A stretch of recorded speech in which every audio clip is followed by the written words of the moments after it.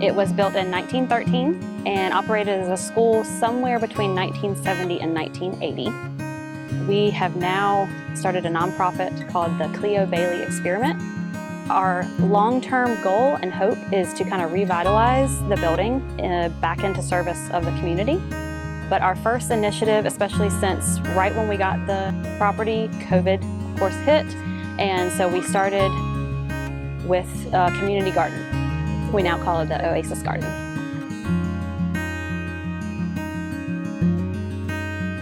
We now are an established nonprofit, so we're really starting to gear up with fundraising and grant writing. So if that's a skill, an area that you have knowledge, we welcome you to be a part of our team.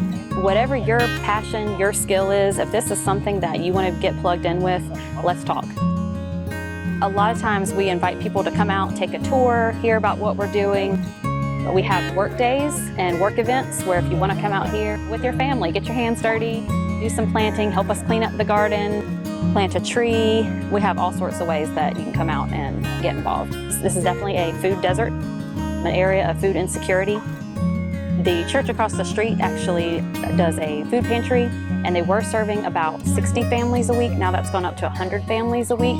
They were providing lots of packaged goods, and now we're available to provide them with fresh produce to add to those food boxes. Our goal this season is to hit over 2,000 pounds, and so far this season we're at 975 pounds harvested and donated of food. Our other initiatives, in addition to the garden, are street cleanup. In fact, one of the things that we're talking with the Holspire chapter about is increasing and encouraging walkability, just cleaner sidewalks, a bike path. We hope to have a playground installed out here as well. One of the things when we were talking to families that we heard quite often was they would love to have a safe place for their kids to come after school, over the summer, safe recreation. We would love for one of the services, once the building is revitalized, to be that after-school programming for kids and a safe place for them to come and hang out.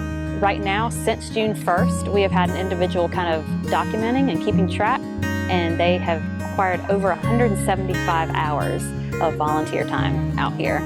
And I think it shows the garden's just really doing well, and because of that, providing a lot of fresh fruits and produce to the neighbors.